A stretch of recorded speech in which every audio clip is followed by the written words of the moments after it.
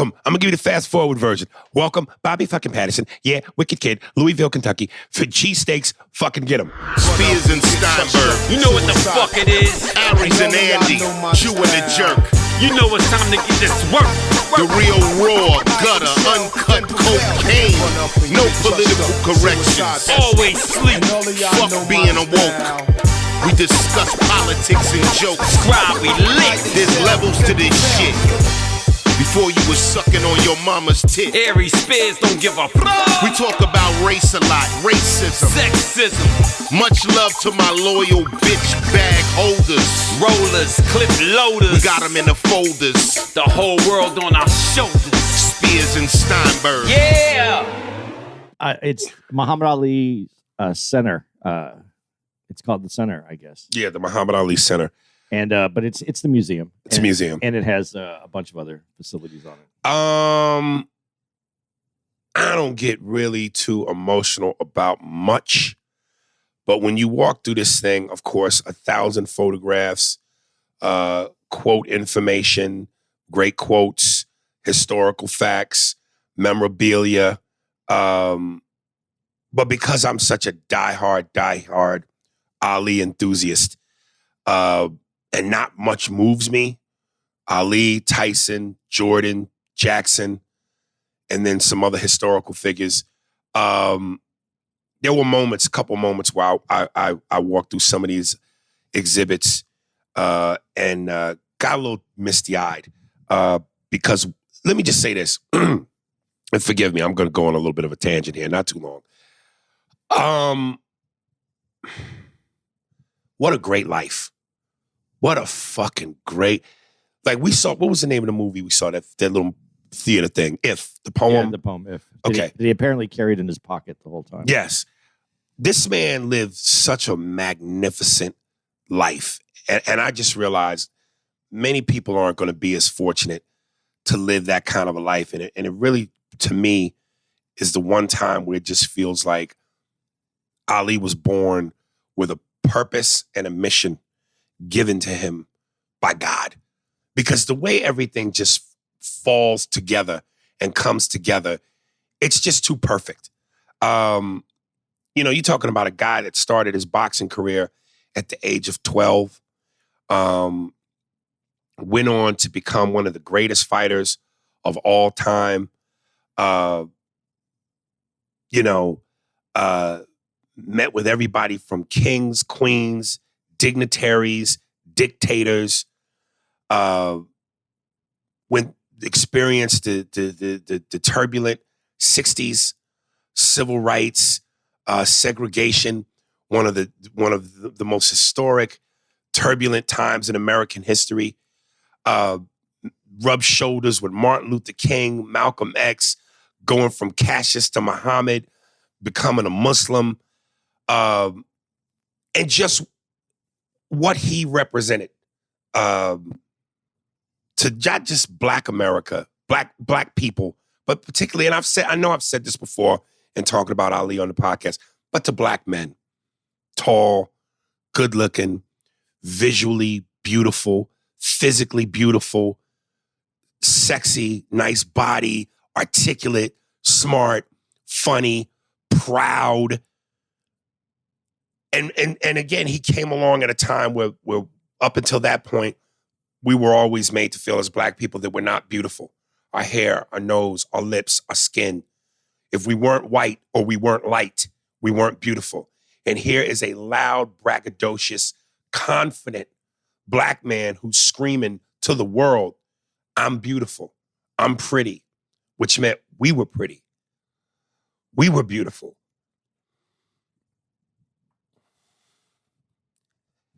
That's why I let us do. Because for the same reasons that white people despised him, Black people loved him and embraced him. Because he made us know as Black men and people, we were beautiful.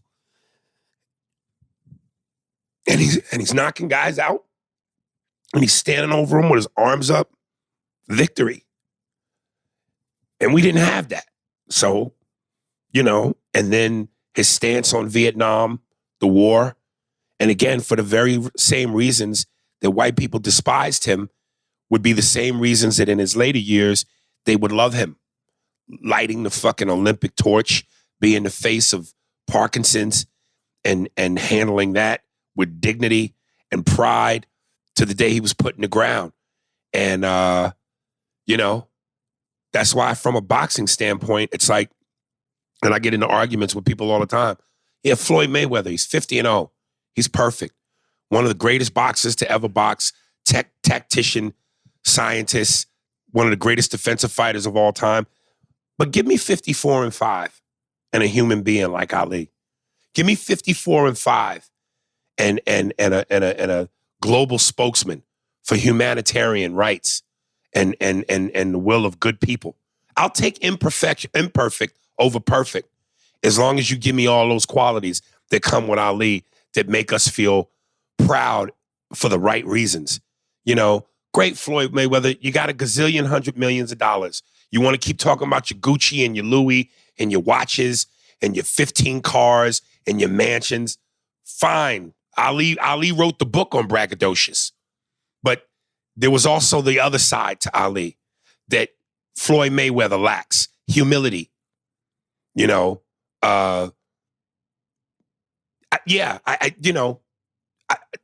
why I said, man, when I met Ali, it was the only time I met a human being and teared up, because this man represented what people should be, what human beings should be, but most important, what Black people have always been: beautiful.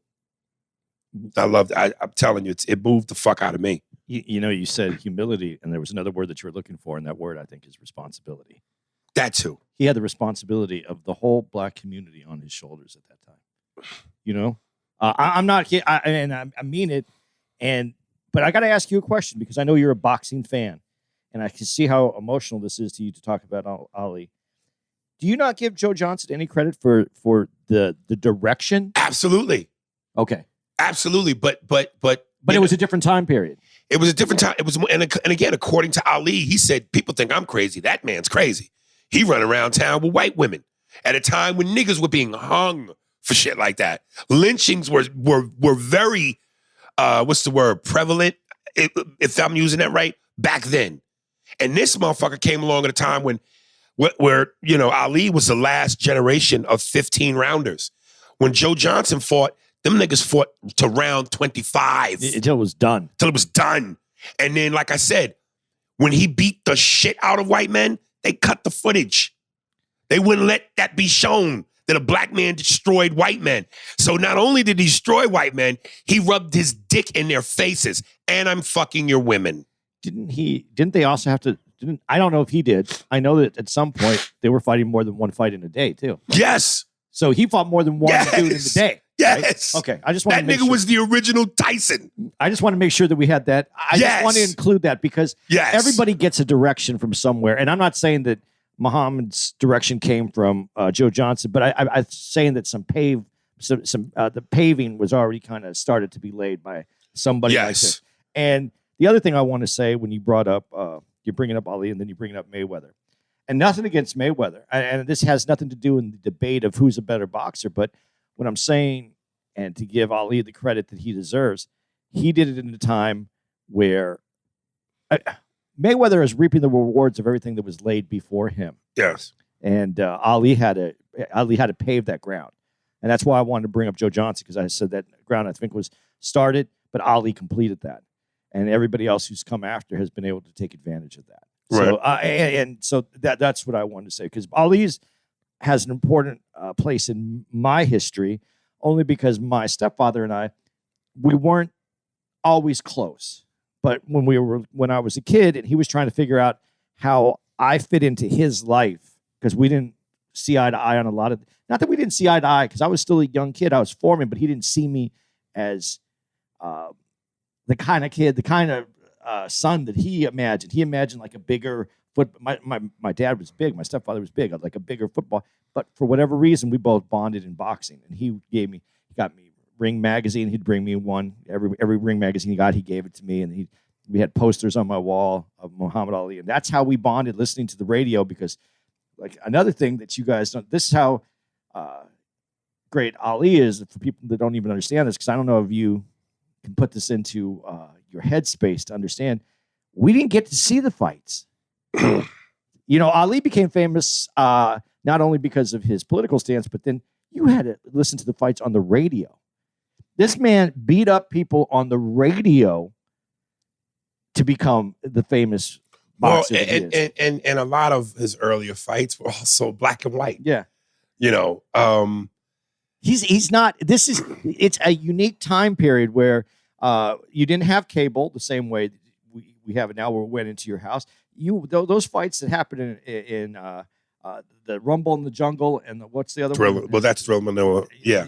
But those all came radio. You didn't get those. You didn't know. Well, you got them satellite. You could get them satellite, but then you had to go to a place for. I'm saying they didn't come into your house. Right. It wasn't common like it is today. And so, like, we listened to it. My dad was definitely not going to pay, and it was expensive to go see a satellite one. So my dad, we listened to it on the radio. And like I said, when you become famous beating up a man over the radio, you're doing some work.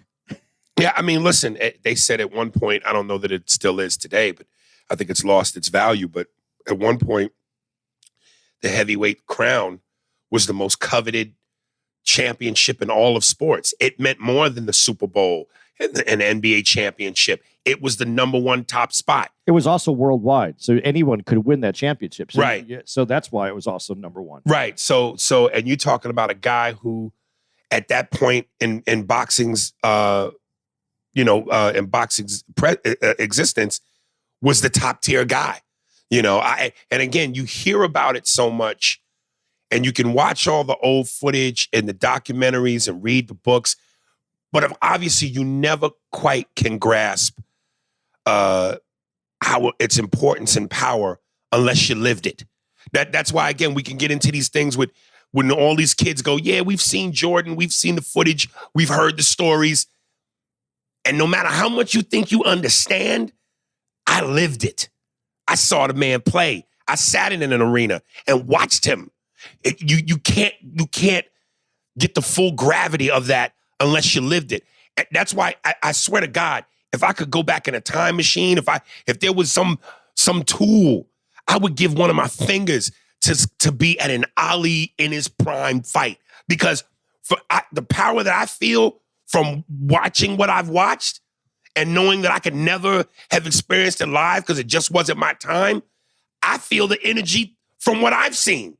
I could only imagine in person, at that moment, in time, at the pinnacle, at the height. It must have been a spectacle to see that man live and see that big 200-pound, 6-foot-something frame move like a fucking middleweight. And he was also the most famous person in the world.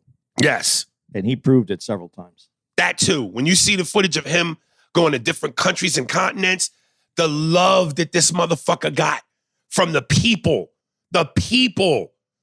He was literally the Pied Piper. And he could walk down the street and they would just follow him. Yes. It wasn't like he had to, it was different, man. He didn't have that, I'm Kim Kardashian, I need a bunch of bodyguards when I'm out in public because I'm going to be surrounded. He almost embraced the mobbing, but he carried it with a king-like presence where it just, to him, he was of them. He was of the people. And just so that I know we're going to get some people who write in who don't come from the same time period that we came from. Yes, there was shenanigans at the end of his career. Yes, he did fight a wrestler. Yes, he did the Spinks fights. There's conversation about those fights too. But this is the man that wasn't in his prime any longer. As someone put it that I just recently heard, that was his Wizards time period. And we have to remember that he didn't lose his title the very first time. Then those 3 years were taken away from him, and he never talks about it that way. Like he was, right. This is a professional the whole time. So I'm just going to say that I put that out there just because I don't want to have to address your emails or your texts or your fucking IGs. I already threw it out there. You might have something to say, but if you can't bring more to it than what I just said, don't type it out. Listen, I ain't gonna lie, man. When you first walk into the museum, right next to the gift shop, there's this old wall with pictures of celebrities that have visited the museum. And again, this is me and some of my vanity. I saw Chris Tucker. I saw this person, that person.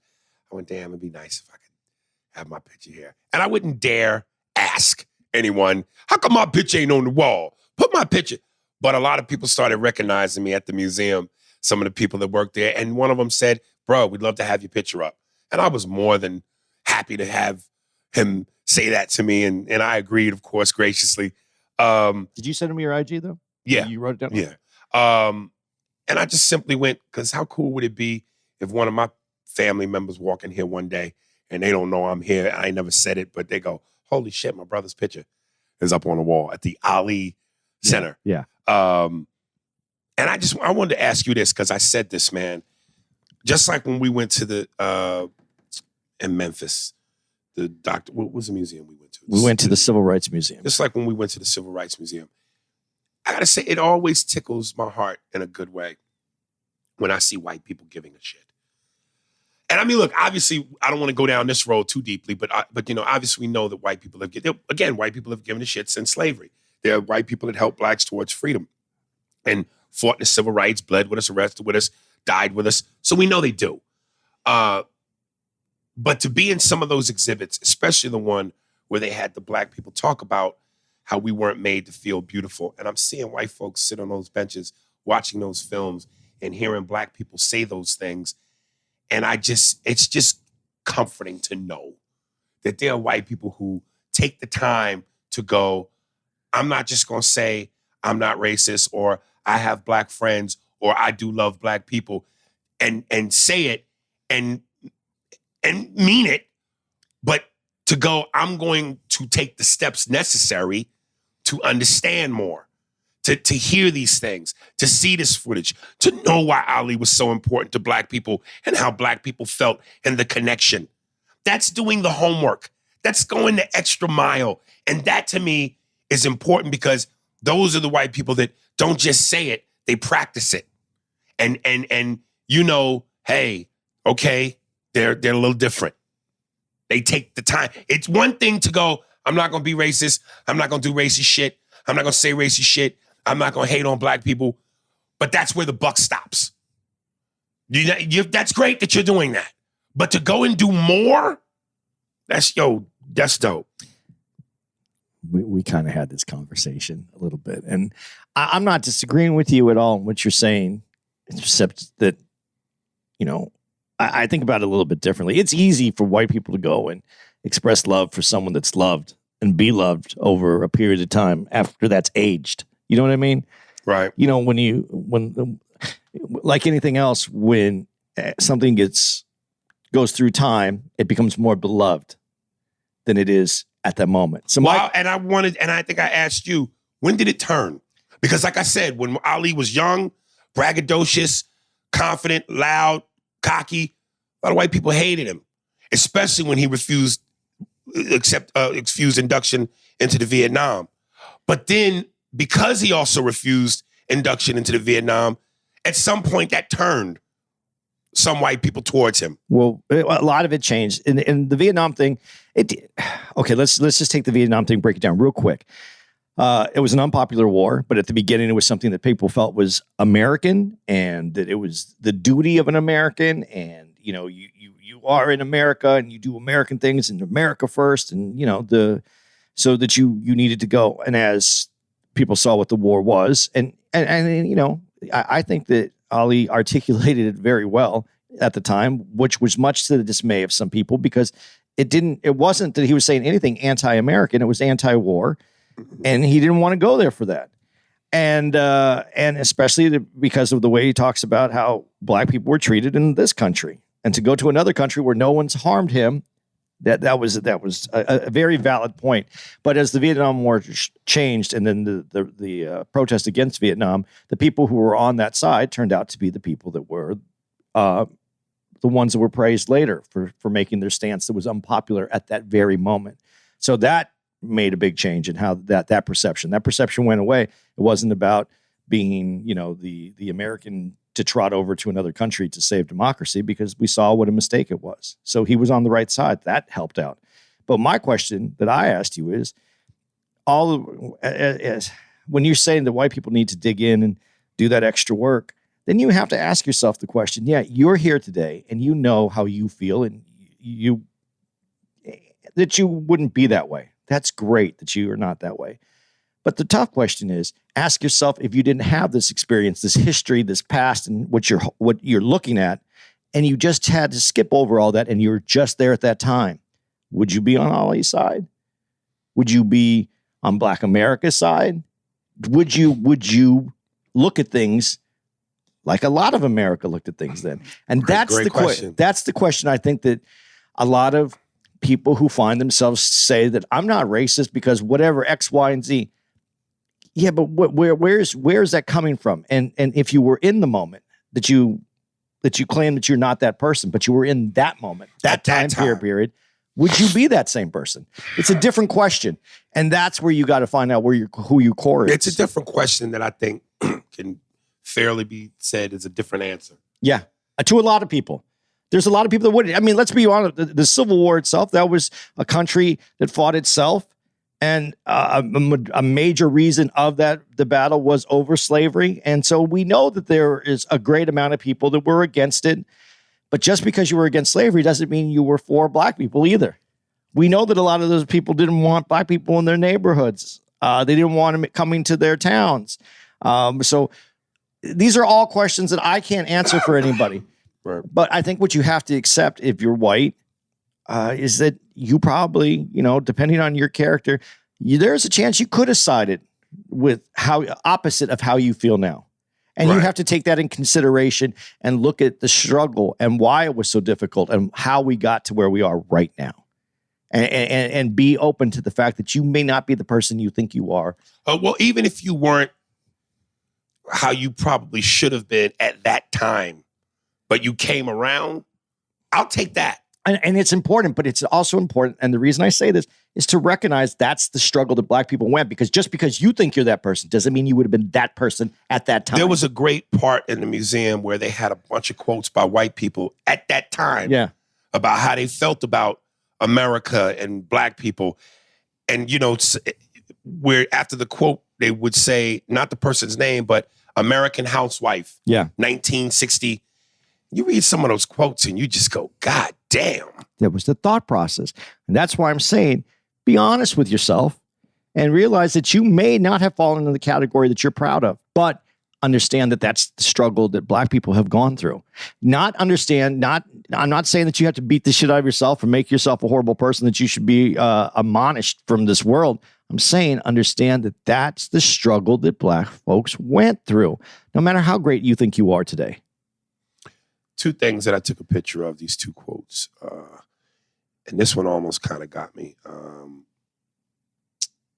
Because we often, when we talk about religion and God and this and the world and the universe, and something that you said kind of echoes this. Says spirituality is one recognition of the universe as a living presence of good, truth, beauty, peace, power, and love. Do not wonder whether or not you are spiritual. Rather, accept the fact that you must be, in a sense. You had nothing to do with it. This is your nature. Ernest Holmes, 1926, Living the Science of Mind. I think I get what's being said there. Yeah, I understand what's being said there. I used to do a joke that kind of touches that a little bit. Okay. Make me understand this a little bit better. I think one's recognition of the universe as a presence of good, truth, beauty, peace, power, and love.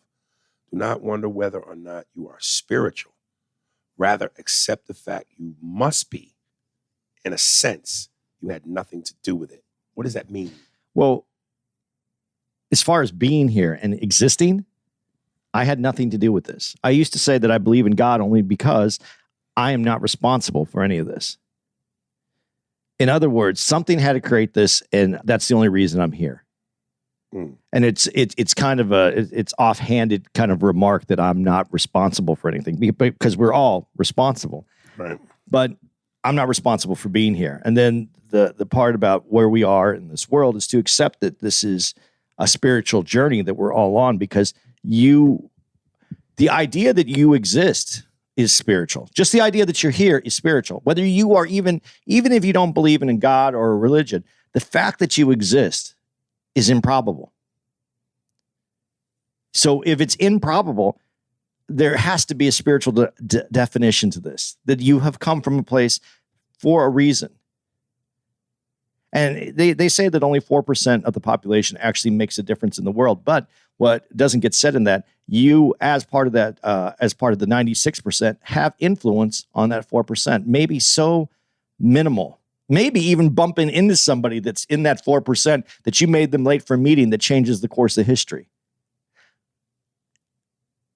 The fact that we're here is so improbable. We have to be spiritual. Okay. Second one was know who you are and believe, trust yourself, let yourself take the steps that get you where you want to go. Sometimes this requires a leap of faith. Cassius Clay declared, "I am the greatest," and set out to prove it. He asserted, "I'm so pretty," and few could contradict him. He delighted himself and astonished others with a lively humor that had not been seen before. He was creative, unusual, unexpected, and unpredictable. The self-confidence that Muhammad Ali showed the world irritated some people, but it inspired and empowered many, many others. Now, I definitely feel to that. And I want to turn something on its ear on that said. So because, before I made the journey to California in 93, I knew I wanted to be a comedian. I knew I wanted to be famous. I knew I wanted to be successful. I didn't know how or when it would come, but I knew it would come. And I knew the first thing I had to do was take the leap of faith, which is why when people ask me, yo, man, I live in anywhere else but LA and New York. And even if you go, I live in New York. How do I get into business? How do I make it? What do I do? And I go, you got to take that leap of faith, brother. You got to get out of Wichita and you got to move to LA. Is it more expensive? Hell yeah. It's one of the most expensive places in the world to live, in the country. But if you got no money, little to no money, if you don't know nobody, if you got no friends, no family, is it the scariest move you'll ever make? Yep. But fuck that. You cannot win the game sitting on the bench. You got to get in the game. You can't score the winning shot from the bench. Got to get in the game. So if you believe in yourself and you're confident and you want to make it and you're serious, take the leap of faith. 99.9% of the time, everything will work itself out. You may have to sleep on floors. You may have to come close to eating out of garbage cans. Not saying, I'm being extreme, but I'm just saying. But you got to be willing to take that leap. So from that, I felt that. I didn't feel the spirituality thing like most because I'm still trying to figure out how that makes sense to me. But that, I felt that. One of the things when you talk about Ali, and we said it at the beginning of this, I said he's like one of the original comedians. You said the whole package. And when I talk about comedy on stage, I even mention it sometimes. Comedy is supposed to take things that are uncomfortable and allow us to be able to have the conversation. Sometimes just to twist it so that we can make it tolerable so we can have the conversation, right? Do you think Ali is the guy that he is if he didn't have that natural charisma and humorousness about him to be able to put that in people's face, but do it in a way that was charming, that was funny, that was approachable, even if you hated it? You saw, a lot of sports announcers did not like Ali. Except Haywood Cosell. But they saw the humor, they saw the kid, right. They saw and he was young. So when I say the kid, I'm saying he was a kid at the time. Right. They saw the youthfulness, the exuberance, and the funny and the approachability. So even if you didn't like what he was saying because you carried that racism with you, it was still approachable to you. He was able to make you think about what he was saying, twist it, move it around. This is what, again, why I say comedy is important, but he used that to make it work. This is why I say, to me, it felt like, and this may seem unfair, but it feels like there are certain people in life that God touches. Not to say that you're any less important or that you're not a part of God's loving family, but, this might be an unpopular opinion, but I also think it's a shared, honest opinion. I think while parents aren't supposed to show favoritism, parents do. They have a favorite kid. And I think God extends his hand to certain people more than others, and they're special. It all came together with Ali. The talent, the looks, the humor, the personality. You know, if not, why not Frazier? Why not Foreman? Why not Norton? Why is Ali the guy who's the most handsome, the most articulate, the most sellable, the most in terms of being in front of a camera, knowing what to do, how to turn it on, how the camera likes him, how to sell tickets. He was the total package, the humor, all those other guys. When we talk about raw boxing ability, Foreman's just is his own respectable beast. Frazier was his own respectable beast. Ken Norton was his own respectable beast. Ernie Shavers was his own respectable beast. Larry Holmes, all those guys are top tier heavyweights. If we're talking about just boxing, but Ali encompassed more than that. Yes, he did. And to me, that's God going, you're the one. He was the chosen one. He was the chosen one, man. And he did. He came with the package. But you know what? It's going back to comedy again and being humorous. There's a few things I want to say. One, when we talk about when did it switch for Ali, and you brought that up earlier when it switched, and then I said something about how you have to look at the past and put yourself in that place. Remember, you said the most marketable, right? He knew how to market his fights to get people to come out because people came out because of his brashness to see this. Because a lot of people come out, let's face it, because they wanted to see him lose. Right. Okay. Right. So besides that, but you brought up something that it's sad to me, and I hold this as sadness to this day. Ali's commercials, Decon, Yeah. Roach Killer, Right. good looking dude, Yes. funny, articulate, Right. Handsome, everything that you could be for the package. That's the best he could get. But I just want to make sure that people are clear and understand it wasn't dreamy for him either, though. But you got to understand, he also was the first. Yes. He opened the door for Sugar Ray Leonard. Right. In terms of marketing. So the fact that he was the first, in and of itself, it's its own major thing. Should he have been bigger in that way? Yes, but he was the first. So he had, and as I've always said, when you're the first of anything, you got to take some L's. And I'm not denying that. But when you talk about when did it change for him, it really didn't change for him completely. I mean, our version of looking back at him is different today, but it didn't for him at that time. He had to go through all that shit and deservingly of more, and couldn't get it because, as you said, he was the first. So I just wanted to make that clear. Yeah. But when you talk about humor again, and we talk about the package, who was out of that group that you just named, who got the second most fame, commercials, award? Foreman. Yeah, because why? Ali. And because he's funny. He became funny. He became funny. He learned how to market. He learned how to smile. And the white folks love niggas that smile.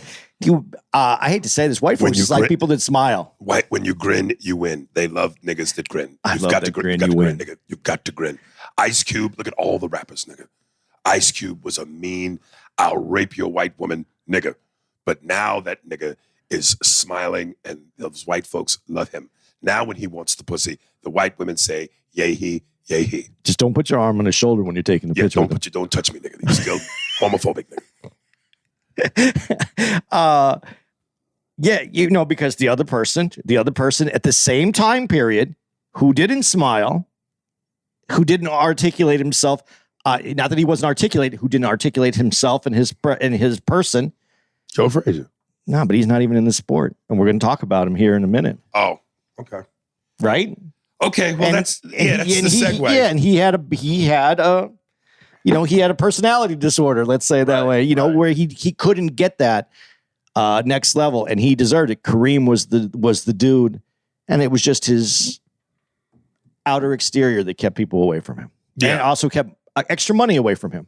So y'all, listen, come to Louisville, go see the Muhammad Ali Center. You got to. It's a part of history. Certainly a part of our history and our black people's legacy. And it's goddamn worth it. My favorite moment, though, at the museum, you know what it was? No. I wasn't even there. I heard it. What? When they suggested a shirt to you that had Cassius Clay on it. And you yelled out, I ain't buying no shirt with that white slave name on it. Fuck that. I want some shit to say Muhammad. Cassius Clay.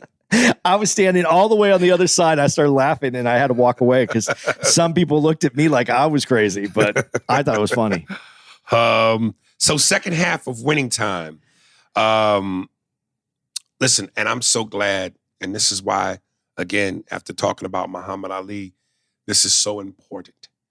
Like I said, Ali was articulate, man. Well spoken. There's a moment in fucking episode 2 of Winning Time when Cookie says something to Magic, and he goes, "Why come?" Black people, again, it's not irregardless, it's regardless. It's not ax, it's ask. And it's how come, not why come.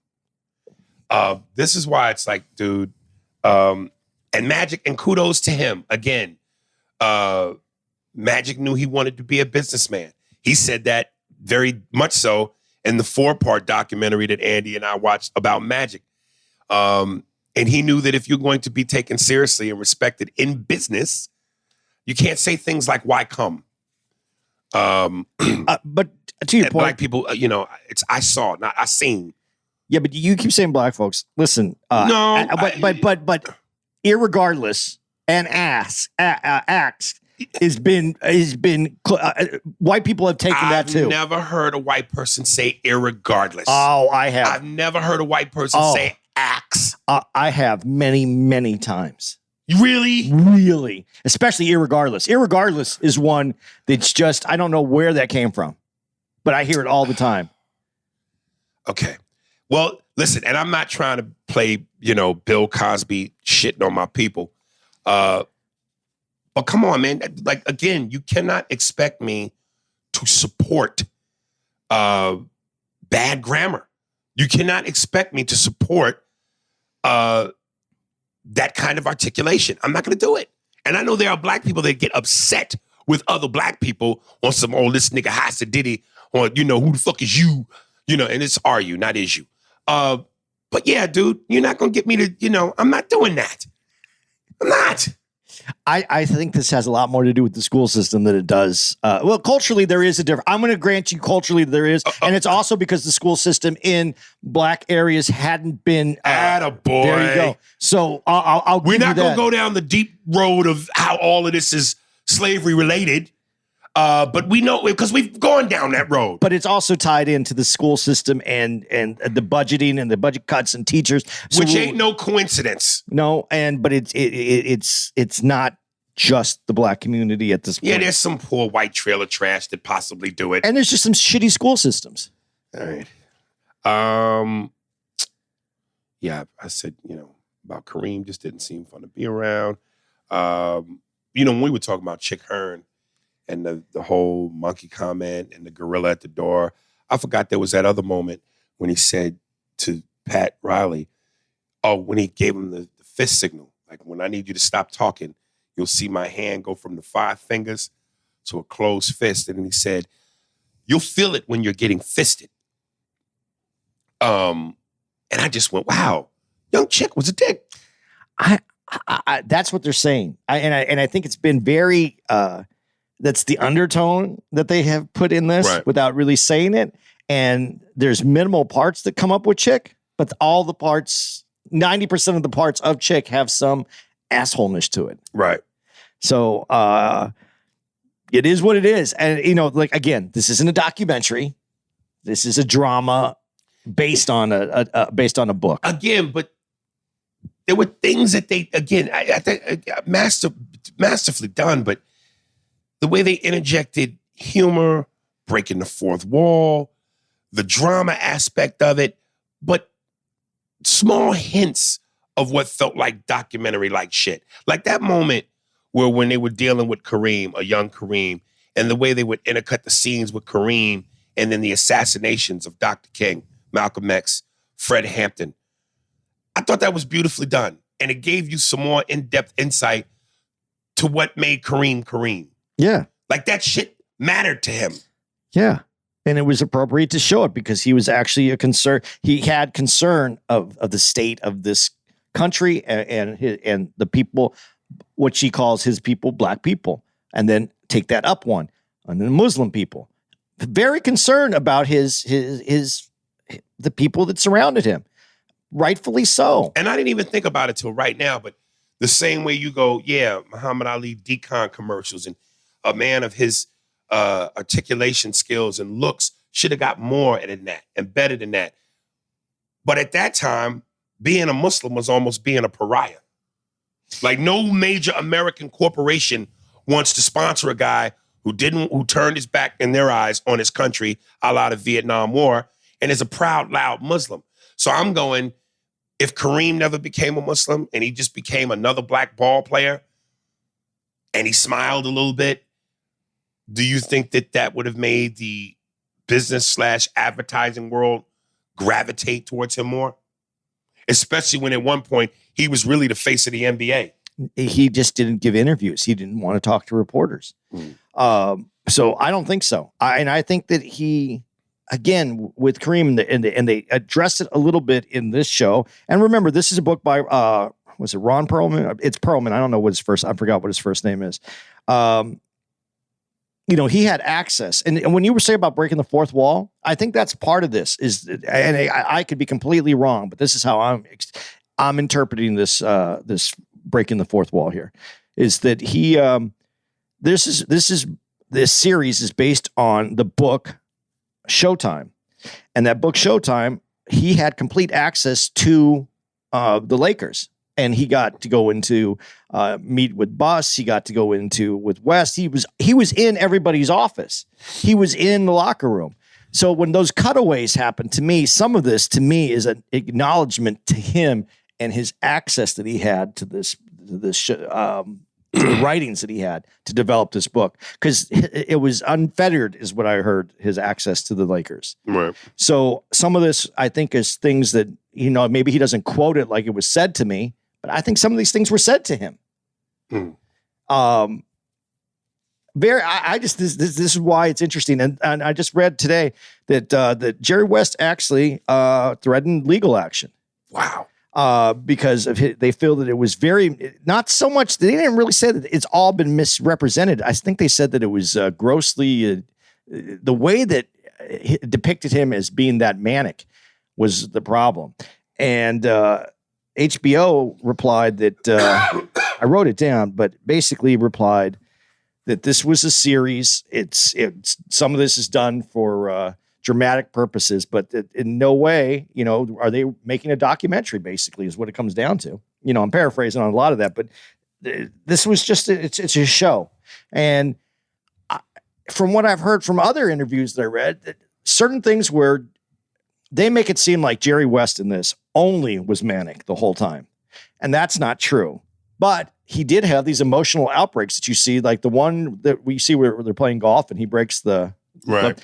Now, I read somewhere else that he didn't break the club, but that he would have these outbreaks where he just started yelling and get pissed off. And I have the utmost respect for Jerry West and everything that he's done in the NBA. So I'm not trying to shit on the guy, but if you have manic episodes every now and again and they make it a little bit bigger, this is how it's going to be portrayed in a show that's trying to give you some of the background and give you a timeline and make it interesting for you to watch.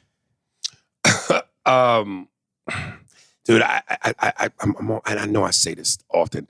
I think I said it on the podcast before, but I'm not sure. I know I called you when I got off the plane when I got back from wherever we last were, and I know I didn't say this on the podcast, but I know I told it to you, and that's why I'm thinking I said it on the podcast. Norm Nixon's son, by Debbie Allen, Norm Nixon Jr. We call him Thumpity. I hit him up on Instagram. Does he know he's called Thumpity? That's his. That was his. That's his nickname. Little kid, his kid Thumpity. Okay. I found out he's doing stand up, and he's gotten so older now. He's got a beard and everything. So long story short, I hit him up. I was like, "Yo, Thump, man, how you doing, man? Long time no." He was blah, Aries, good to hear from you, blah blah. So I was like, "Dude, I see you doing stand up. Next time me and Andy are in California, come on down, hang out, man, give you some stage time, because I'm dying to see if this nigga's funny." Because his dad was a pro ball player. His mother was a world-renowned dancer, choreographer, actress. I would have thought if some bug was going to bite him, it would have been sports or some shit. Where did you want to do stand-up? Like, so we were talking about that a little bit. And then I said to him, hey, man, I got to tell you before I get off this phone with you, dog. Your dad in Winning Time, and I know that's your stepbrother, Devon, but they are portraying your dad that he's nothing like that. And he hit me back and was like, yeah, man, no cap. We just happy Devon getting the check. But it's complete bullshit. Yeah, and we talked about that. We touched on that a little bit in the last episode. But what I didn't say, and I'm glad you brought it up so that I can say this. Again, I've been doing all my research on this. That is, they admit that is bullshit. He wasn't like that. The all white party. There was never any basketball game. But what they did say is Devon has been friends with the guy who played Magic. What's his name? Do you know his name? No, I don't. I got it right here. Quincy Isaiah. Yeah, that's right. Quincy Isaiah. So Quincy Isaiah and him they had a nice rapport since the beginning of this whole thing, since the whole filming throughout the whole thing. And the dramatization of this is just to show that there was tension between them because, he's coming in as a rookie. He's getting paid more money. He's, Magic is always happy. It's a different scene. And as much as they might have wanted to like each other, there's still tensions. And they wanted to make sure that was shown. So what he did do, though, and I think this is great, is the day that they were shooting this, he wouldn't talk to him at all. He wouldn't talk to Quincy at all. And Quincy was like, dude, what's up? And he's like, nothing, and just wouldn't address him, wouldn't talk to him. No eye contact, just stayed away just made it uncomfortable because he wanted that scene to have it. He wanted the scene to have it, whether or not that was the that's called method acting. Yeah, and so he didn't talk to him the whole time. And then there's the scene when Magic is supposed to fall down, and then he walks over the top of him. But that wasn't scripted. That wasn't in there. He did that. He improvised that to make that scene. And if you watch it, you can see that Magic is trying to get up, and his knees on the top, just coming over the top of him. And that is all improvised. And it really had pissed off Quincy. And then afterwards, he let him know what was up. But that was the whole thing to show and that Norm's true character, the boy from Macon, Georgia, would have been to help him up. And let me tell you something else too. Like, this is why this is so crazy. And I told that story about how, I didn't know no better. But for one Christmas, I bought the picture with the two babies on it, Magic and Bird. And I thought Norm would go crazy for that. He hated it. I told you that. Yeah. He fucking hated it. His despise for Magic wasn't because of Magic taking his spot. Norm said to me many a times, yo, Magic is a 10 times better ball player. He's Magic's Magic. I'm not Magic. He goes, my feelings for Magic came because I was traded. He was traded to the Clippers because of Magic. It had nothing to do with Magic taking his spot. He knew Magic was the better ball player. It was because he was traded. And who was he traded for? Byron Scott. And I know you know him, but did it make the Lakers a better team? Yes. So, and Norm coming from a championship team to the Clippers. Yeah. Come on, man. So we get it, but for the longevity of the Lakers, it was the right trade. And so you blame it on Magic because Magic saw that, or Magic might have had conversations, but there has to be a point when you go, well, but he, if you're the athlete, you don't have that same feeling. You have the personal feelings. Right. So going from the Lakers at that time to the Clippers was like going from fucking the prom queen to the fat ugly bitch in high school. Well, how many times did the Lakers get the number one pick? Just it had to be like 4 or 5 times in a row. Right. I know it was at least 3. Right. So yes, that was a very disappointing moment. And then of course I remember you told me about it. But then when I finally saw the episode that you said Magic was upset because of the stock option. Yeah. Had he signed with Nike, that stock would have been worth how many billions? 5.2 billion, I think is what it is. And of course he went with Converse. Which was the shoe company at the time. They were the Nike of that time. Adidas was actually the more sports company, but Adidas had its own issues at that time. The only thing that you could just go is, and this is what makes it so fucking crazy. How would you know? You just don't know. Like if you could, that's almost like Back to the Future when fucking Michael J. Fox's character and Back to the Future 2 was able to go back into the future with the sports book so that he could pick all the right bets because he knew the outcomes, and it turned him into a gazillionaire. How do you know? Okay, I love that you said, how do you know? Let me ask you this question. If this is true, and we don't know what happened between Magic and between the time of Magic and Jordan. Marty McFly. But let me ask you this question. Yeah. When you're saying you just don't know, how do you know? How was it that Phil Knight and Nike were able to identify Magic as the person who could be the face of their... I'm just going to let the people know if you're watching the video on this, there's going to be an edit. I apologize. We had a... But yes, back to what we were talking about in terms of the shoe deal. Yeah. And how do you know? You said Jordan. Okay, so yeah, I was bringing up Jordan. How does Nike know? How does Phil Knight know? How does Nike know that Magic should be the face of their company? And then they pick Jordan to be the face of the company. Some people just have a knack for knowing. Mm-hmm. Or is it just right timing? Could be timing, but I mean, Phil... Because Jordan said he didn't want Nike. No, he didn't want wanted Nike. Adidas. And Jordan was the number 3 pick. It wasn't like he was the consensus overall. I mean, they could have picked Olajuwon, right. but it wouldn't be the company that it was if they would have picked Olajuwon. Right. I'm saying that some people Plus, know. we in Africa, we can't afford the sneaker. If Olajuwon would have been the one for $200, we cannot afford the sneaker. We have no say in the matter. We would have walked around footless, but not to Hakim's, because we could not afford the sneaker. So just butt ass naked and then That is the only way. We have to be both naked with the sneaker. And then when you do the dream shake, you will see 12-inch of pipe swing in every direction. You can't play basketball with both naked. Because if you play basketball both naked with just the Hakeem dream shake and you do it, man, on the post-up, the man will feel something.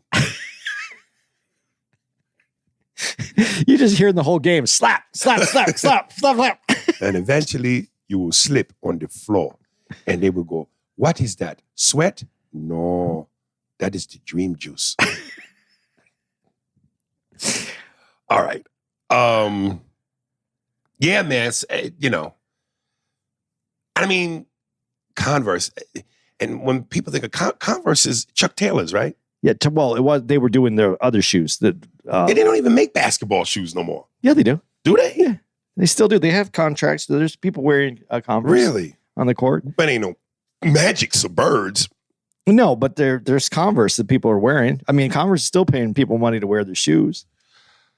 So is Adidas. So is Puma. Dude, I and obviously, again, there has to be a season 2 to this because I'm going. Go ahead. Oh, I'm going. Even when you show the one time they show Bird and Magic play, I'm going. How do you show the Celtics, but you don't establish Kevin McHale, Robert Parrish, Danny Ainge? Like, I know this is the Lakers and it's winning time, so you have to show Magic, Kareem, Cooper, Norm. Eventually, they'll show Rambis and AC Green. But I guess, again, this might be a season 2 thing. Wouldn't you think that the Laker Celtics is just as integral to this story or series as the Lakers itself? You got to show me McHale. Where's Parrish? Okay. Unfortunately, because I just had to change the videos, I have a whole thing that I just saved all about season 2. It was renewed. At episode 5, they renewed it for a season 2. Right. And that is going to take on the whole idea was to get all the way back to where this starts at with Magic retiring. They said it could be 6. There could be 6 seasons of this if it keeps picking. Yeah, because the thing is, they don't want to rush anything. They don't want to just blow past anything. They want to give the real timeline. So, yes, we're going to get all the characters. We're going to get this whole way through. We're going to get, if they continue to renew it. But again, we're going to come up to next season, and it's going to be the season. But here's the other thing that I got in there. HBO and McKay, I don't know if it was HBO, but the McKay guy, the guy who was the production of this, they optioned the rights for Perlman's second book, which is all about the 2000 Lakers with Kobe and Shaq and Phil Jackson. So that's in the works to do a whole nother round of these Laker series. I think casting is going to get really sloppy. Who do you cast as Shaq? There's some actors out there, but they're going to be actors. 7 foot. You're not going to be a 300 7 foot. It's not going to be that perfect. Well, then we're going to start getting silly. No. How do you cast Kobe? How do you cast a black nigga with Chinese eyes? They're out there. They're out there. Everybody's out there. Everybody has a look-alike. Everybody does. We've seen people that look like you. Who's those guys? Even people that don't look like you come up to you and tell you they look like you. I've had, let's say, out of 10 people that go, Aries, my so-and-so look like you. 9.5 of them niggas don't.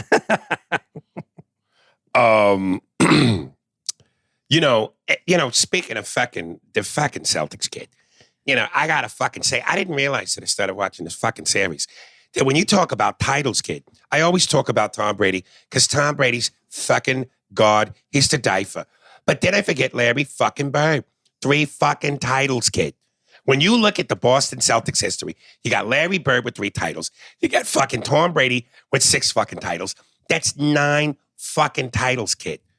That's 9 titles between 2 of the purest white Anglo-Saxon, purebred, fucking Christian white men to ever live. Name me a Bostonian athlete that's got more than 9 fucking titles combined. I fucking dare you, kid. I'm fucking waiting. Have you ever heard of Bill Russell?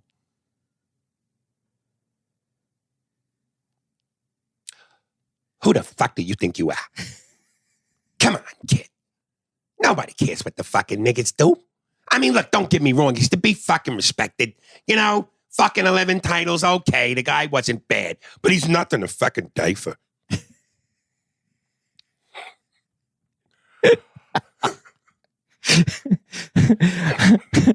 The eyes you made at the end of that is nothing to fucking die for. Oh, and I fucking forgot, kid. Irish fucking Mickey White. The fucking guy, 2-time champion against fucking Arturo Gatti. So really, when you fucking think about it, fucking 3 titles from Bird, 6 titles from Brady, 2 from Irish fucking Mickey White. That's 11. He's tied your nigger. Okay?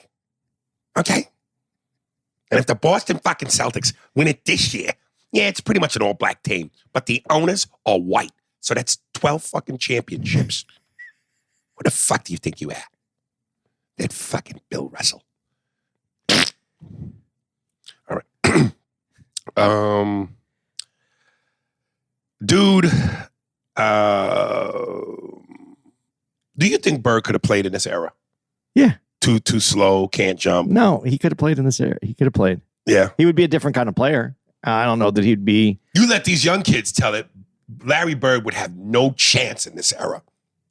That's because these guys watch tape, but listen to the people that played against him, and they tell you who he is. Listen, they said Larry Bird was one of the top tier shit talkers in NBA history. But what made it so crazy was he backed it up. I think Larry would have psychologically shook a lot of these players today. Well, mentally. The other thing is, you say that he's slow, right? Right. Okay, I'll give you that. He's slow. But just to even point out to how slow he was and who he was, he would tell the other players exactly where he was going to shoot from and how he was going to shoot, and they still weren't able to stop him. So just because the younger, stronger, faster, better at that time black players couldn't stop him. So I don't know how he wouldn't be able to play in this league. Plus, it could change his game because every time he shot, he's going to get a foul now. Right. These fouls are ridiculous, by the way. I'm going to say something that I didn't think I was going to say I didn't want to say because then I have to hold myself to this. But after the Suns are done with this run this year, whether they win a championship or don't win a championship, of course I'm rooting for the Suns. I don't know if I can watch basketball after this year. No.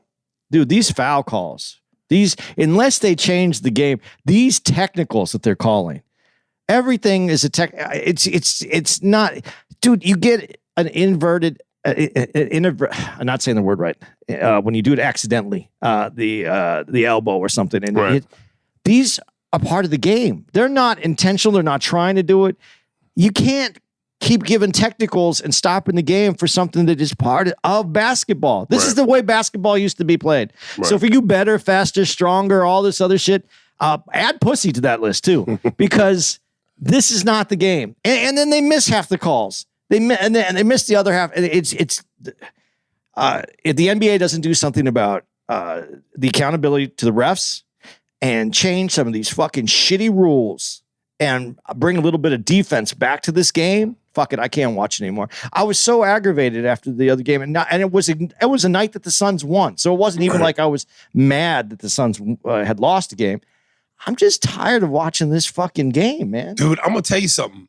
I mean, and obviously, you know, for me, it counts from the 90s on in terms of what my era was. But even if you go back to the 60s, 70s, you know, you had Elgin Baylor, you had Kareem, you had Wilt, you had Jerry West, Oscar Robinson. Then in the 80s, it was Magic, it was Bird, it was Isaiah. 90s, it was Jordan. You know, later on, Shaq, Kobe. You had guys that were the obvious must-see TV players. Once LeBron goes and retires, who really stands out? Okay. I would say it would have been, or should have been, maybe it still can be, Zion Williams. No, But he's been so null and void. He's hurt. He hasn't played. Well, I'm saying maybe when he gets back, he can be what he was with all the hyping in college, and he could be the new face of the NBA. But he'd have to prove that. Yeah. So if you took him out of that equation... Morant's a better player than he is, and they're on the same team, so it's never going to be like he's... Jay Morant? Yeah. He's on Memphis Grizzlies. Zion is... I'm fucking up. Yeah, New Orleans sorry. Pelicans. Yeah, no, but Morant's better. You see him as the face of the league? No, I don't see him as the face. Here's the problem with the NBA right now, and this is the bigger problem.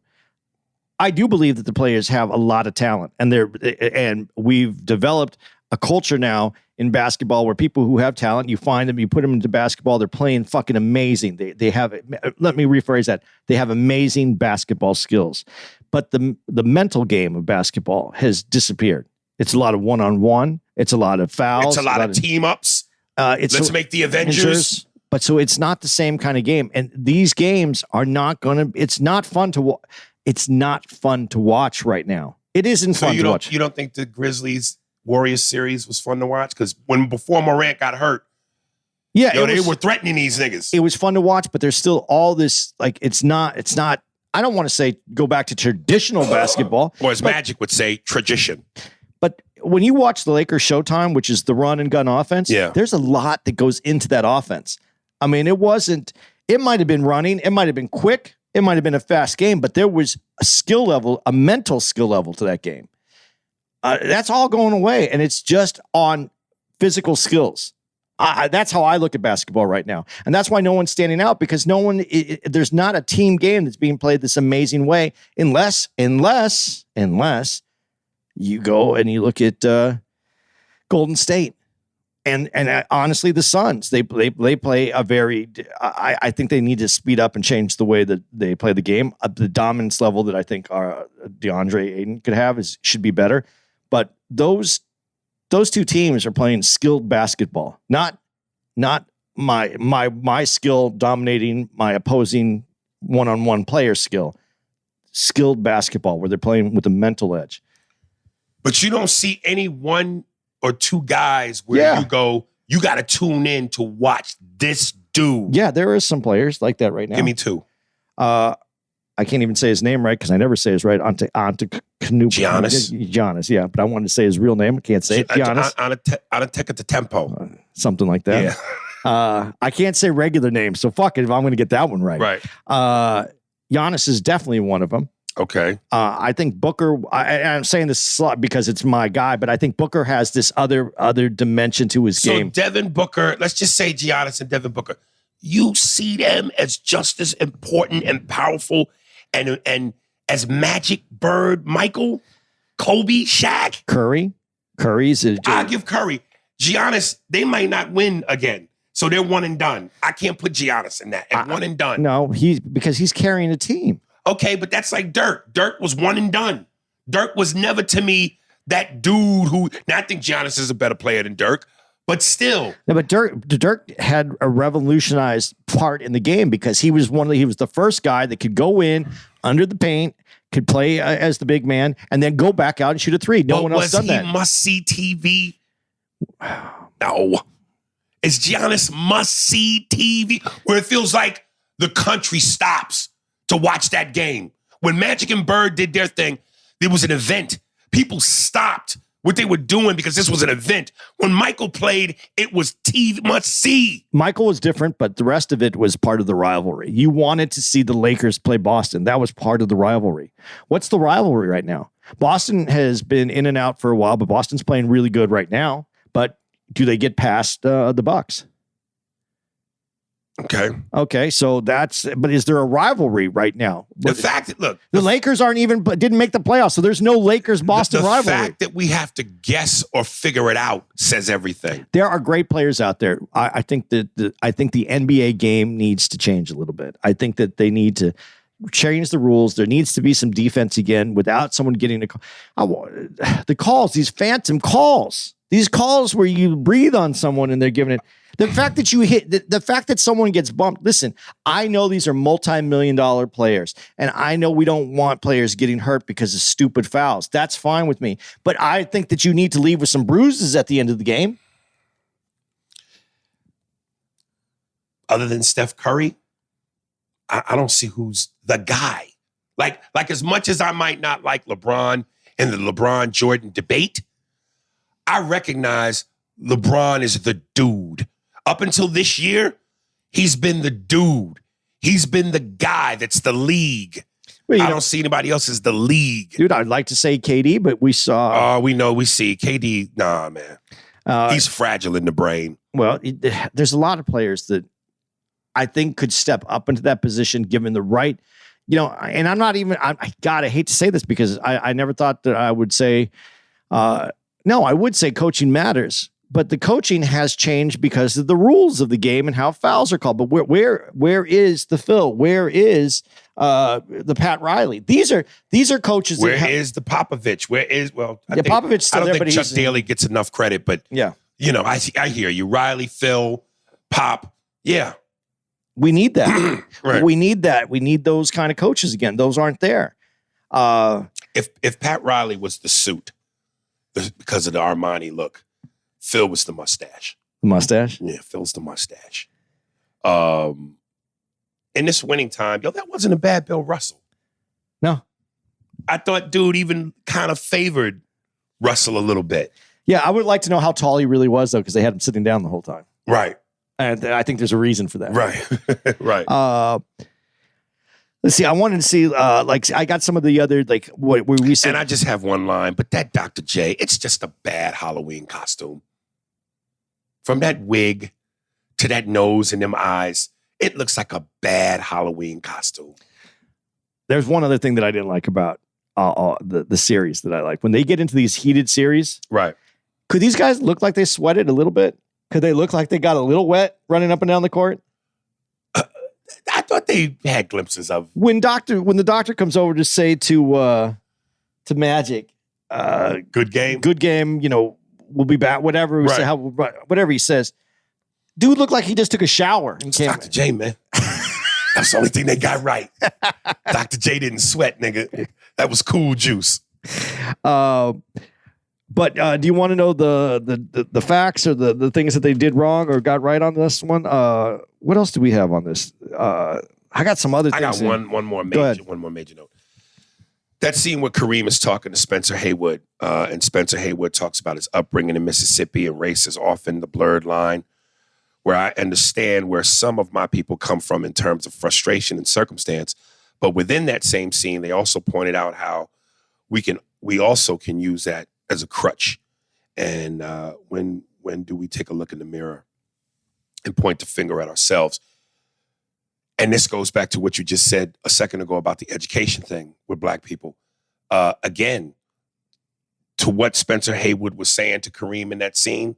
Hey, man, I came up in Mississippi and my daddy was a sharecropper and because of racism and education system. I grew up in a position where, life wasn't, I had to go upstream. I was going against the current, which is often a predicament my people face. But I also loved how Kareem pointed the mirror at Spencer and go, you have to take some responsibility, man. I understand your situation. I understand our plight. a predicament, and you're right about all of that. But you the one putting that drug and that narcotic in your system.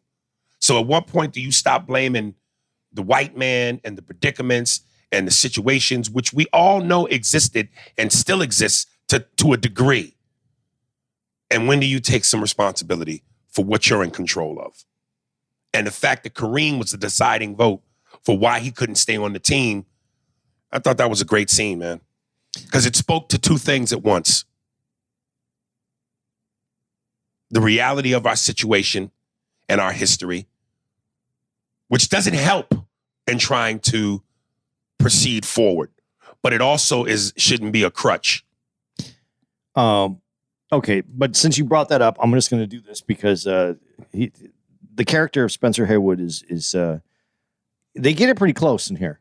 Actually, they do. But there's a lot of things in there that, we don't finish his story. He's an advocate against drug use. He was speaking, I don't know if he still does, but he did speak a lot about going to schools and advocating against drugs. See, I didn't know any of that. Yeah. So now, why didn't they add that in there? Because it's not at the end of his career. It's not afterwards. Okay. So there's no place for it. They can't go fast forward. Oh, all right. They should do. I would love it if they did some of this, since they did do it's not a documentary, but it's a dramatization. But do a little bit of Where Are They Now would be great if they ever did an end or a rap series. But he did do that. So he did take responsibility. He did look in the mirror. Also, just so that people understand this too, with the Kareem story and him. Oh, first of all, he didn't try to assassinate the team or wasn't looking to assassinate the team. He did speak to one of his boys that was in a gang or a gangster or something like that. To that effect, I read like 4 different stories, pretty similar, but all of them a little bit different. But he did want to have Westhead taken out because he believed Westhead was the real reason that he was off the team. And he spoke to him about it, and it was real. They actually looked into cutting his brakes or doing anything like that they could. And then obviously it didn't happen. Right. But that was a plan. He wasn't looking to assassinate the rest of the team like they showed in that. And Kareem is the one who made sure that he did get his pay even after he was cut, and he did get a ring. And that was Kareem made sure that happened. I hope they establish that. I doubt they will. Then that's fucked up. Because how are they going to find the place for it? Because I don't know where in the timeline it happened. I don't think he got it right away. I think it's something that Kareem had to go back. But they got. And listen, if they can dramatize some shit, a la make up some shit, it would be for good. The benefit of a story. Then you can find the time for the benefit of the people. That would be in the next episode. That would be in the next season. Because without that, this is how you leave Spencer looking. And without that part, which you mentioned with Kareem, that's how you leave Kareem looking like that. And Kareem was Kareem might have been everything that people say about him: aloof, standoffish, even kind of an asshole at time. But you know what? People don't say he was fair. He was always fair. And that's the part that gets overlooked. Fair sometimes isn't nice, but fair is honest. He wasn't just fair in his practice towards the people. He was fair in his selection towards the pussy. Because Kareem had a white bitch. So that means that nigga was fair all the way through. And she was very spiritual. And she was, that's called nigga dick. Nigga dick make a bitch spiritual. When you slide the right amount of nigga dick in a white mayo pink pussy, the bitch starts getting spiritual. She don't say, oh God, oh God, oh God. She says, Allah, Allah, peace to be on man, Allah. Okay. And then when we get into this with the Magic starting at center. Yes. That was not Magic's idea. And they made it sound like it was Magic's idea. Yeah. He always said, let me play center. Yeah, it was in that thing.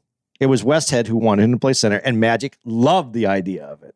Boy, they lying. No, but that's how it came out. But what they don't say in here, and in the show, you see that what's his name? The other coach that got let go. No, the one that got let go. Westhead. No, the one before him, the one that got in the accident. McKinney. Yeah, McKinney gives him the idea for he didn't give him the idea for it. He read it afterwards that McKinney said, I scouted this. There's nothing to say that that's true or false. It could be. It could be because there was some amends that was trying to be made between those two. So that is the MVP vote that basically makes it look like there was a conspiracy between Magic and what was to be the commissioner. now I can't even remember David Stern to get that trophy to Magic. That also is true, but not true. It was CBS that leaned on getting those writers to change their vote because Kareem wasn't there, and basketball is still a struggling sport, and they didn't want to hand that award to an empty chair. CBS didn't want that to be done, and Magic just had this incredible game, and there was no reason why they felt that it shouldn't be given to him. And I do think that the NBA had a little bit to do with it, whether it was David Stern or other people in the NBA. I don't know, but that was definitely part of it. So they got it, and people do agree that although Magic had a great game where he played one game that was exceptional that got them the championship, but Kareem's body of work in that series should have been the MVP. Right. But it wasn't anything that was taken away from that Magic inspired to do. Let me ask you something, because I kind of have a problem with this. When they say things like that, it was Magic's performance, but we wouldn't have got there if it wasn't for Kareem. Okay, but you got there. And the goal is to always get there. To close. Right. But if you didn't have Magic do what he did, you wouldn't have won the fucking title. So don't tell me that, we wouldn't have won this because Kareem got us here.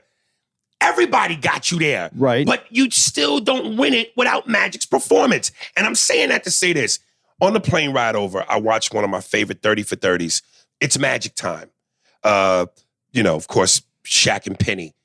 And that first shot at the title when the Orlando Magic is in the Eastern Finals against fucking Houston. And that first game before the half, they were up almost 20. The Rockets, of course, turn it around and win the game in overtime. Nick Anderson misses 4 free throws. They were up by 3. He makes 1. That's a done game. He makes 2. They're up by 5. He missed the 2. Then he got the ball back, was fouled. He missed another 2. He missed 4 in a row. They eventually lose that game. Brian Shaw says afterwards, it wasn't the 4 missed free throws that cost us the game. It was all the other mistakes. Right. No, it was the 4 fucking free throws. Because if Nick Anderson makes 1, you win that fucking game. So explain that logic to me. Because it wasn't the 4 free throws. It was the other mistakes. Fuck that. You were up 3 with a minute to go. And if he would have made, with less than a minute to go, if we would have made the 2 free throws, 1, you would have went up 4. So it was the free throws. But you could say it's the free throws, but if they wouldn't have missed 1 more basket or they didn't have 1 more turnover, though that free throws would have made a difference. I understand. It's never the one play. It's a combination of everything. But at that moment, I understand that's the deciding factor. That's a big thing to say, considering that Anderson never really was Anderson after that game either. Oh no, that was the end. Stole his spirit. That was the end of his mental ability to play basketball. But where were we on this? What was I saying? How did this start off? You're talking about Magic. Oh, Magic. Yeah, but Kareem never held it against Magic because Kareem's thing was he wanted to win. Well, if I ever commit a crime, I'm taking Andy with me. And if the cops catch him, he can't tell them what I did. Where was that nigga at, Andy? What was he doing? We were at the...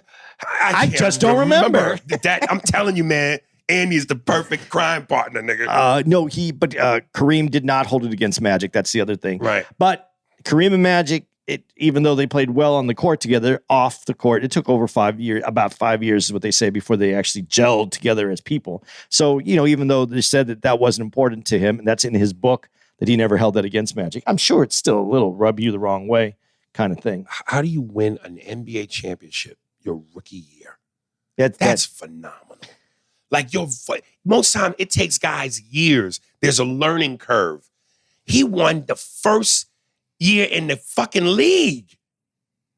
That is special.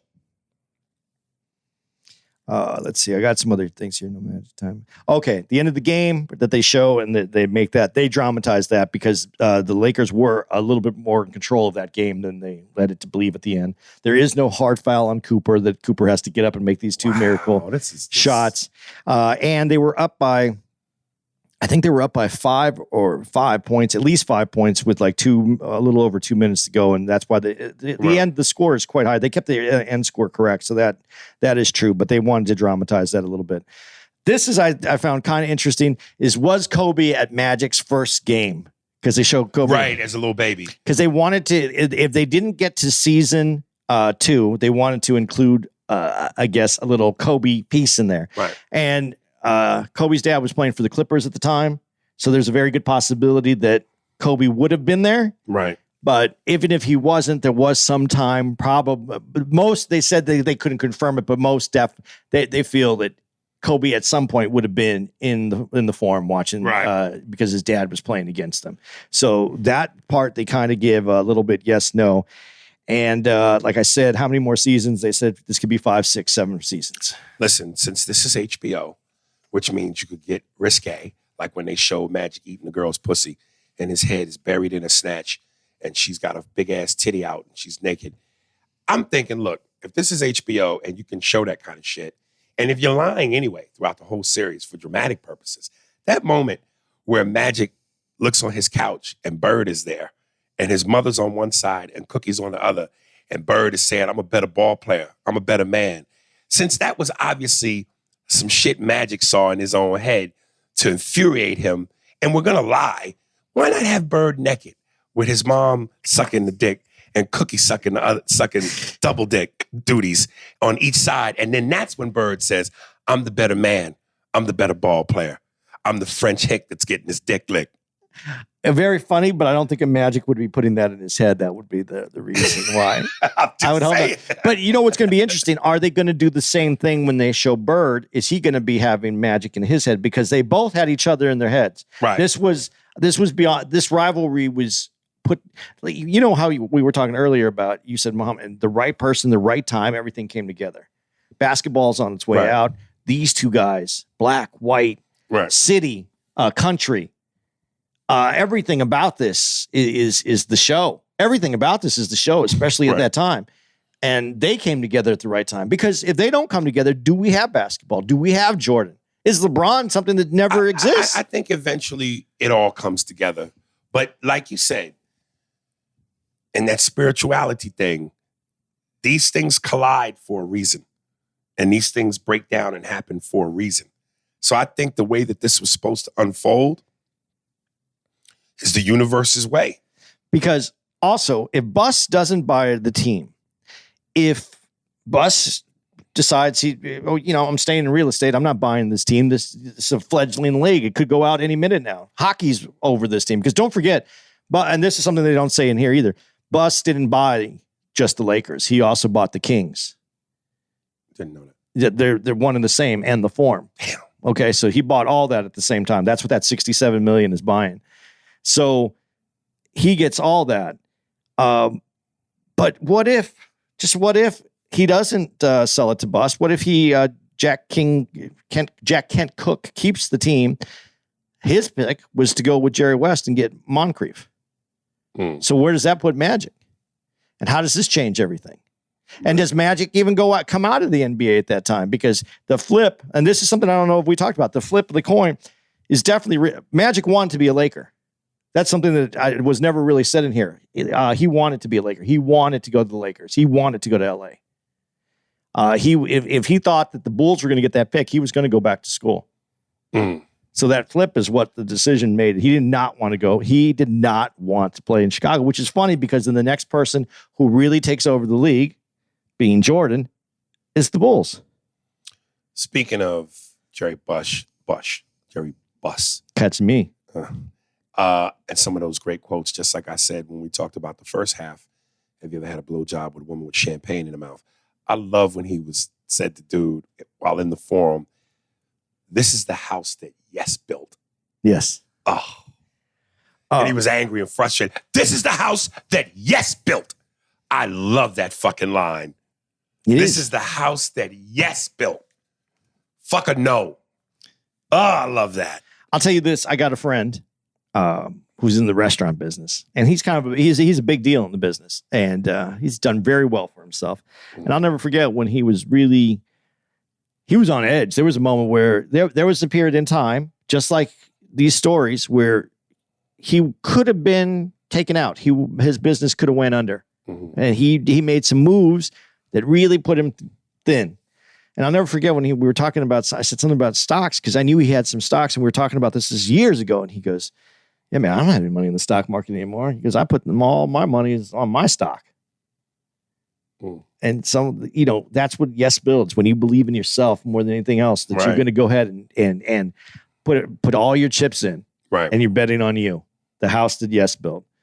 And I see, but you hear all the great stories that house that Yes built. Yes.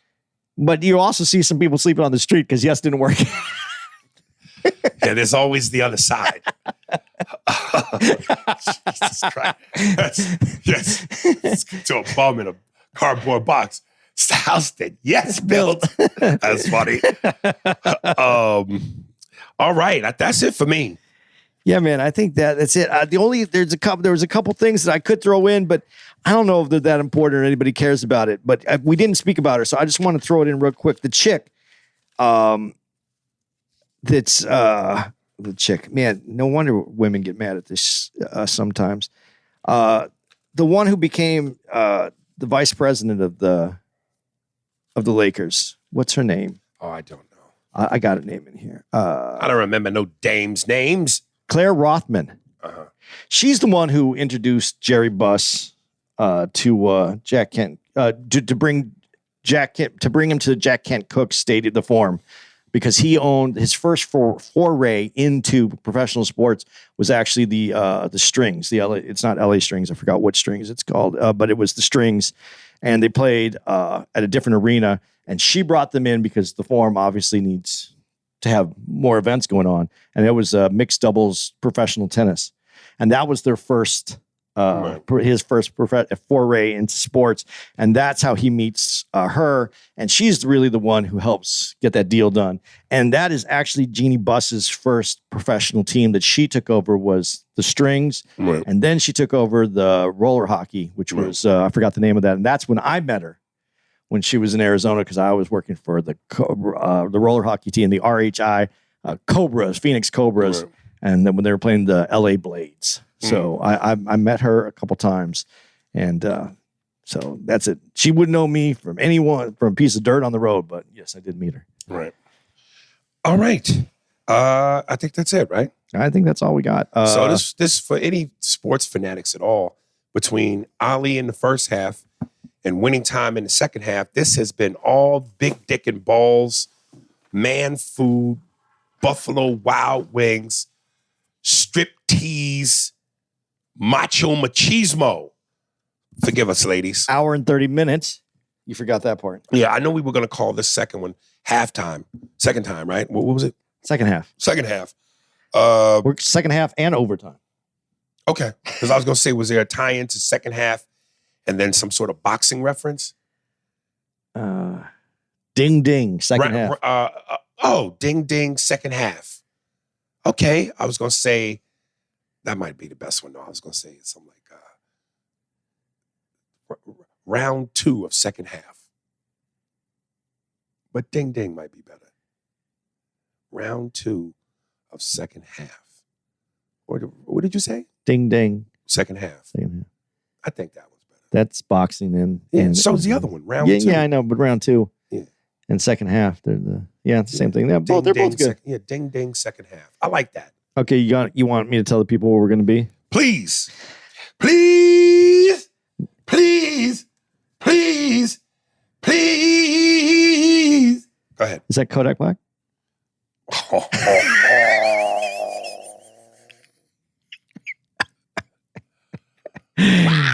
Hit me. That's funny. And if you don't know what that is, then you need to watch more Ari Spears on YouTube. Vlad TV. Yeah. Listen, when you're listening to this, if you listen to us on Wednesday, the 18th, that following day, we're starting our week at the Stress Factory, the 19th through the 21st. Stress Factory in New Brunswick, New Jersey, where we're going to be running around New Jersey for a little bit. Fucking New Jersey. Yeah, we're going to go see some Soprano shit. I got to take Aries. Man on AJ. You're going to take them around. Uncle June and Janish. We're going to see if we can find some. Fucking Beachley. Fucking Soprano House. Holsteins. Holsteins. Don't stop believing. All right. And then we're going to be the week after that, we'll be at. Hey, yo. on the steps of Helium, Philly. How you doing, Mick? That's the 26th to the 29th. Fight that nigga hard! Like you did before. That was beautiful. Don't lay down for the smoke. If you want to blow this thing with this here cunt, I'll blow it with you. Aries is going to chase a chicken.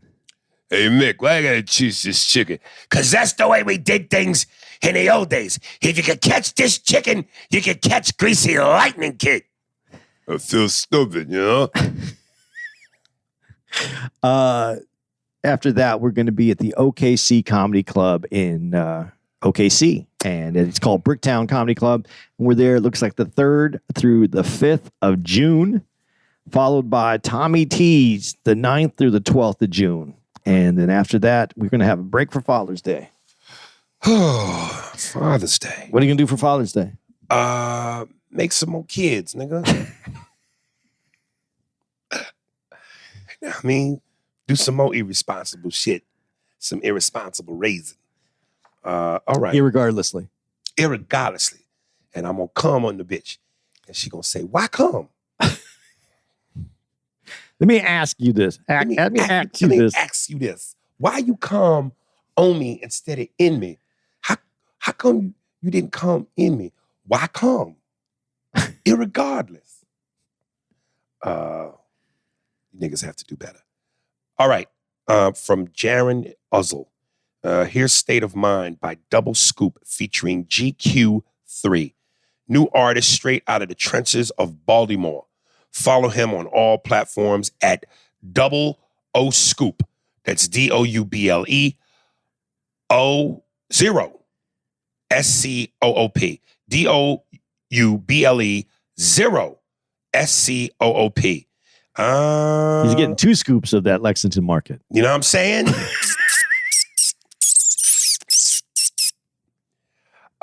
Yeah. Enjoy. Spears and Steinberg. You know what the fuck it is? Aries and Andy. Jew and the Jerk. You know it's time to get this work. The real raw, gutter, uncut cocaine. Spears and Steinberg. Yeah.